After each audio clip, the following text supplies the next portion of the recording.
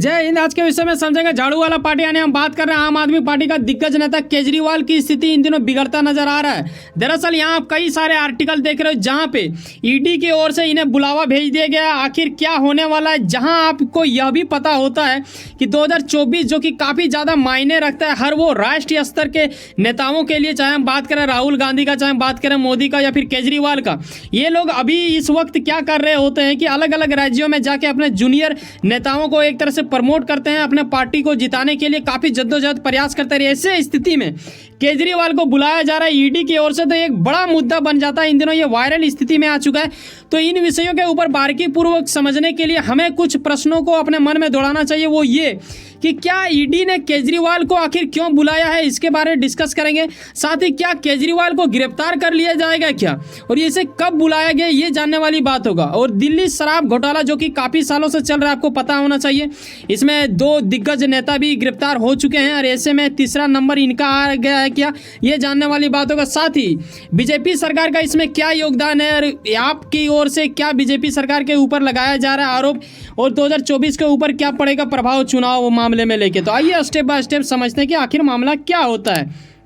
यहाँ आप एक बंदे को देख रहे होते हो जो कि आम आदमी पार्टी से आते हैं। इनका नाम सौरभ जी बताया जा रहा है। इनके ओर से आरोप लगाया गया बिना बीजेपी का नाम लिया, यानी इन्होंने केंद्र का जिक्र किया। आप देखो केंद्र का जिक्र किया जाता है तो केंद्र सरकार हो गया, केंद्र सरकार आ गया तो मोदी सरकार आ गया जी, बीजेपी सरकार हो गया, तो इनडायरेक्टली वो यही कह रहे हैं। तो यहाँ पे बात ये आ जाता है, क्या कई बार आपने देखा होगा कि ईडी और बीजेपी को जोड़ा जाता है। ये बिल्कुल मूर्खता वाली बात है या हकीकत वाला, ये आप अपने अनुसार बता सकते हो कॉमेंट में। ये सब सूत्रों के अनुसार पता चलता है जो कि मैं आपको बता रहा हूं।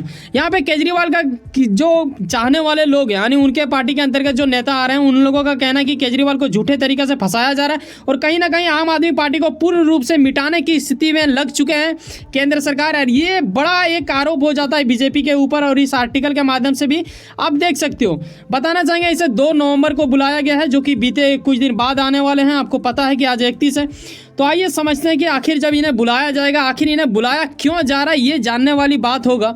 साथ में आपको ये भी बता दूं कि दिल्ली के सीएम अरविंद केजरीवाल को ईडी की ओर से जब 2 नवंबर को बुलाया जा रहा है, इससे पहले ही इसी साल में क्या होता है कि बीते कुछ महीना पहले अप्रैल में सीबीआई की ओर से भी बुलाया गया था, जबकि केजरीवाल वहाँ पर पहुँचे थे 11 बजे सुबह और इसे छोड़ा गया था 8 PM को, लगभग 8 या 8:30 बजे। तो ये काफ़ी लंबा प्रोसेस चलता है। अब ईडी ने पहली बार बुलाया है और ये गजब की स्थिति होगा। ये भी आपको पता होना चाहिए कि मनीष सिसोदिया, ठीक है, इन्हें गिरफ्तार किया गया है दिल्ली शराब घोटाला के मामले में, आपको पता होगा।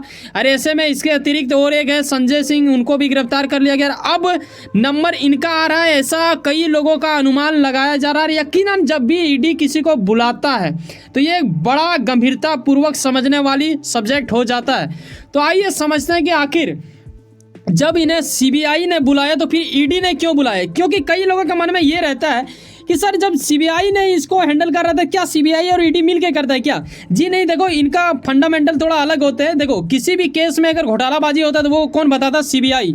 और अगर वहाँ पे घोटाला से अगर पैसा वैसा जुड़ा है, खास करके मनी लॉन्ड्रिंग से अगर मामला जुड़ जाता है, तो ईडी उसमें अपना ताल्लुक जोड़ लेता है और उसके बाद ईडी भी एक्शन लेगा। क्योंकि मनीष सिसोदिया के साथ क्या हुआ था, जब उन्हें गिरफ्तार किया गया था सीबीआई की ओर से, तो जब तिहाड़ जेल में रखा गया तो उस टाइम ईडी भी गए थे और ईडी की ओर से भी वहाँ पे अरेस्ट की प्रक्रिया रख दी गई थी। तो ये गजब की स्थिति हो जाता है, दोनों को यहाँ पे अब अरेस्ट हो गए। तो अभी केजरीवाल को क्यों बुलाया गया, ये क्या मुद्दा है, ये जानने वाली बात होगा। और यही चीज़ की वजह ये है कि इन्हें जब बुलाया गया, इसे भी 11 AM को बुलाया गया। अब रात कितना बजे छोड़ेगा ये तो देखने वाली बात होगा। अगर इनको गिरफ्तार कर लिया जाता है, क्योंकि कई गुना संभावना बढ़ चुका है कि गिरफ्तार हो सकता है, इनके चाहने वाले लोगों के हृदय के अंदर काफ़ी ज़्यादा पीड़ा भी उत्पन्न हो चुका है। तभी तो उन लोगों के जो जूनियर नेता है उनके ओर से स्टेटमेंट भी बाहर आने लगा है। लेकिन यहाँ एक एक्ट देखिएगा आपकी, यहाँ पे एक कानून का जिक्र किया जा रहा है, PMLA, ठीक है। ये जब भी किसी के ऊपर लगता है ना तो ये बड़ा खतरनाक कानून माना जाता है। इसे मतलब झेलना भाई साहब बर्दाश्त से हद वाली बात हो जाता है। इसके ऊपर जो अंदर हो जाता है ना एक बार इस चीज़ को लगा के, तो भाई उनका बाहर निकलना मतलब उतना आसान नहीं होता है, काफ़ी ज़्यादा कठिन हो जाता है। यहाँ आप देखते हो कि इससे क्या होता है कि पीएमएलए जब भी किसी के ऊपर एक्ट इस चीज़ का लगाया जाता है तो ये क्या करता है कि आपसे पूछताछ करेगा और काफ़ी हद तक पूछताछ कर सकता है। कई चीज़ों के ऊपर इसमें जुर्माना लगाना अतिरिक्त कई चीज़ें मामला जुड़ जाता है। इसके ऊपर एक लंबा चौड़ा भाषणबाजी की जाती है, उसके बाद फिर आपको अरेस्ट अगर कर लिया जाए तो भाई साहब निकलना मतलब अब थोड़ा भूल ही जाओ, ऐसा स्थिति हो जाता है। यहाँ आप देख रहे हो पहला ये गए थे, दूसरा ये जा चुका है, तीसरा नंबर इनका क्यों आ रहा है, ये इसके पीछे क्या षड्यंत्र है ये भी जानने वाली बात हो जाता है।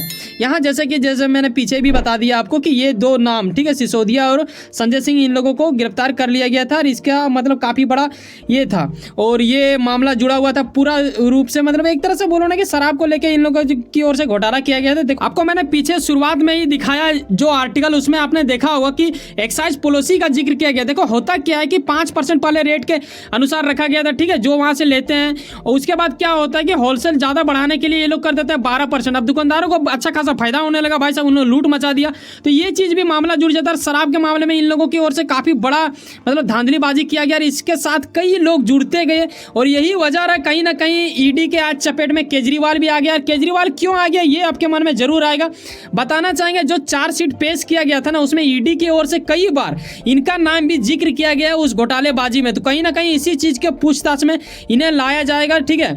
और एक्साइज पॉलिसी में भी काफ़ी ज़्यादा बदलाव फिर किया गया था। अब यहाँ पे देखते हो एक मैंने छोटा सा लगाया है एक कट जो कि आज तक न्यूज़ की ओर से दिया गया था, इसमें करीब 14 लोग ऐसे जुड़ जाते हैं इस मामले में, जो कि गंभीरतापूर्वक एक चीज़ को दर्शाता है जिसे आप बखूबी समझ पाते हो। यहाँ तक आपको समझ में आ गया। अब आपके मन में एक सवाल आएगा कि सर सीएम है ना वो दिल्ली का, जी हाँ सीएम है, तो क्या उसे गिरफ्तार कर लिया जाएगा इतना इजीली? तो ये कई लोगों के मन में आएगा, क्या अगर पीएम अगर ऐसा कुछ करता है तो क्या पीएम को भी इजीली गिरफ्तार किया जा सकता है क्या, या फिर कोई एमपी करता है तो क्या इजीली होगा? ये एक कई सवाल हो जाता है। वहीं पे क्या राष्ट्रपति को गिरफ्तार किया जाता है, राज्यपाल को गिरफ्तार किया जाता है अगर उन लोग कोई कांड करता है? और यहाँ पे देखो कांड दो प्रकार के होते हैं, एक होता है क्रिमिनल केस बन जाता है, सिविल हो जाएगा। तो देखो सिविल में क्या होगा कि आपको शायद छोड़ने की स्थिति रखा जाए या नहीं रखा जाए, ये आगे स्टेप में बताऊंगा, लेकिन उससे पहले ये बता देना चाहूँगा कि भाई साहब वैसे तो बोला जाता है कि राष्ट्रपति और राज्यपाल का उतना ज़्यादा कुछ इंडिया में ये रहता नहीं है पावर, लेकिन ज़्यादातर पीएम ही हैंडल करते हैं ज़्यादातर चीज़। लेकिन इन लोग का एक वो पावर है ना जो इन्हें गिरफ्तार भी नहीं कर सकता, ठीक है। आर्टिकल 361 के तहत इन्हें काफ़ी ज़्यादा बचाव मिल जाता है, जब तक ये अपने सत्ता में यानी सीट में तब तक इन्हें कोई ये नहीं कर सकता। लेकिन वहीं अगर मैं बात करूं सीएम का, ठीक है, चाहे मैं बात करूं पीएम का, चाहे मैं बात करूं एमपी का, तो इन लोगों को उतना कुछ नहीं दिया जाता है। यहाँ आप देखते हो कोड ऑफ सिविल प्रोसीजर के अनुसार जो धारा लगती है 135, उसके तहत क्या होगा कि सीएम का हम बात करें, चाहे पीएम का, चाहे केंद्र मंत्री, चाहे ये लोग सांसद सदस्य रहे, ठीक है, एमपी रहे, इन्हें गिरफ्तार किया जा सकता है, एक तरह से छूट दिया जाता है। लेकिन कब? जब ये सिविल में रहेगा, ठीक है, जैसे क्रिमिनल जैसे इनका केस बना और ये जो है शराब वाला ये पूर्ण रूप से क्रिमिनल के अंतर्गत आ जाता है। इसी वजह से इस पे शायद ईडी इसे गिरफ्तार भी एक्शन ले सकती है, फड़ाक से गिरफ्तार कर सकती है, इसमें कोई शक वाली बात नहीं है। और यही वजह से केजरीवाल के पार्टी यानी आम आदमी पार्टी के कई सारे छोटे बड़े नेता में ये हलचल मच चुका है। मैं यकीनन बता रहा हूँ अगर इन्हें 2 तारीख को अगर 2 नवंबर को इन्हें बुलाया गया और गिरफ्तार कर लिया जाता है तो न्यूज़ में एक हलचल मच जाएगा, कई प्रकार के मतलब एक आरोप लगाए जाएंगे बीजेपी के ऊपर, क्योंकि ये लोग अभी से ही शुरुआत कर दिया। अब कौन सच है कौन झूठ, देखो लीगली रूप से अगर आप देखो ना तो नेता का काम अलग होता है, प्रशासन का काम अलग होता है, ईडी का काम अपना अलग है, ठीक है, उसके साथ आप उससे नहीं जोड़ सकते हो। लेकिन नेताओं में पता नहीं क्या होता है, ये लोग जोड़ते हैं, यकीनन अगर कुछ जोड़ते हैं तो कुछ इन्हें पता होगा तभी जोड़ते हैं। लेकिन यहाँ मैं आपको ये भी बता देना चाहूँगा कि सिसोदिया की ओर से काफ़ी ज़्यादा जद्दोजहद प्रयास किया जा रहा है बेल के लिए, लेकिन इसे नहीं दिया जा रहा है, इस बार भी रिजेक्ट कर दिया है सुप्रीम कोर्ट की ओर से। यहाँ पे 338 करोड़ की जो ट्रांजैक्शन किया गया इधर उधर घोटालाबाजी, ये सब चीज़ का भी जिक्र हो चुका है और आने वाले दिनों में आपको और देखने को मिलेगा, ठीक है। वैसे सुनो ना कहीं आप कुछ ना कुछ काम करते होंगे, किरण अपने काम के प्रति काफी ज्यादा उम्मीद रखते हैं, किरण आपका मेहनत आपका मंजिल बन के मिला। वैसे सुनो ना, सब्सक्राइब कर लो पावर ऑफ चांस और जुड़े रहो मुझसे। चलो मिलता है किसी नेक्स्ट वीडियो में। जाने से पहले एक बात ख्याल रखना भाई साहब, एक सब्सक्राइब जो बिल्कुल फ्री होता है करके जाना। मिलते हैं किसी नेक्स्ट वीडियो में। अपनी राय अवश्य दें क्योंकि कॉमेंट बॉक्स खाली रहेगा तो अच्छा नहीं लगता है। जब आप प्रतिक्रिया देते हैं तो कुछ ना कुछ हम भी आपसे सीखते हैं, तो यकीनन अपनी कर्तव्य निभाएं और जुड़े हुए रहें। मिलते हैं किसी नेक्स्ट वीडियो में। बाय, जय हिंद, जय भारत।